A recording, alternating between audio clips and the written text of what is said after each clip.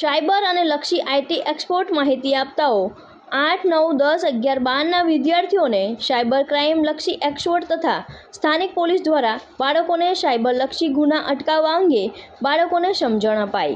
જેમ કે અત્યારે હમણાં એવું ચાલુ છે, WhatsApp બધા વાપરો છો ને, WhatsApp.apk કરીને ફાઇલ આવે છે કે kisan.apk, પછી scholarship.apk, એ બધ WhatsApp ગ્રુપમાં ઘણી બધી ફાઇલ આવતી હશે। હવે જેવી તમે એ ફાઇલ ઇન્સ્ટોલ કરો છો તમારા ગ્રુપમાંથી લઈને, એટલે તમે એમાં છે તમારું WhatsApp એ થઈ જાય।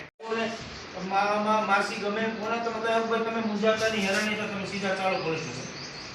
કોઈ પણ ફોન આવે તમને કોઈ પણ રીતે દબાવે કે ભાઈ જો આવું થયું છે અને આવા ગુનામાં તમે ફિટ કરી દેશો તો તમારે કહી દેવાનું કે કાંઈ વાંધો તમારે જે કરવું એ કરો, અમે જાય છે પોલીસ સ્ટેશન ફરિયાદ કરો, સીધું આટલું જ કહી દેવાનું, એટલે એ આથી જ બંધ થઈ જશે। આ એક મુદ્દા પર તમને સમજાવો, બરાબર?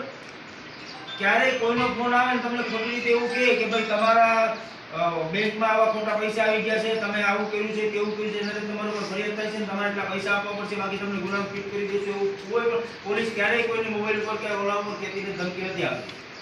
એ પોલીસનું કામ નથી, સમજ્યા?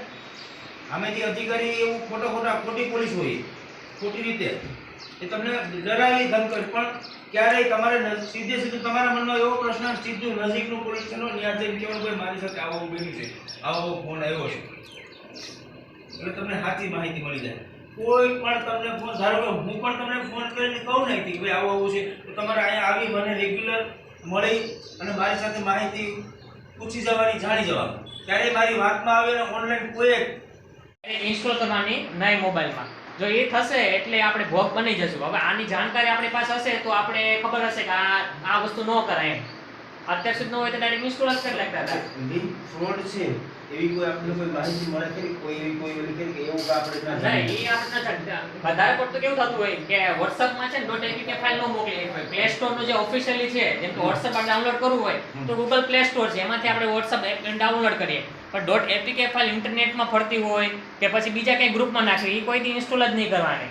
તમારી એપ્લિકેશન જોતી હોય તો પ્લે સ્ટોર ખબર છે ને બધાને, જેની અંદર ઓલું બધું ડાઉનલોડ કરે છે WhatsApp, Instagram, Facebook, એની અંદરથી જઈને જ ઓફિશિયલ વેબસાઇટમાંથી લિંક ડાઉનલોડ કરવાની એપ્લિકેશન કોઈ બી, એના વગર જો બીજી જગ્યાએ ગમે ત્યાંથી કરશો એટલે એ ગમે રીતના હેક થયેલીનો ચાન્સીસ વધારે છે। એટલે એનો ઓફિશિયલી સોર્સ હોય કે જે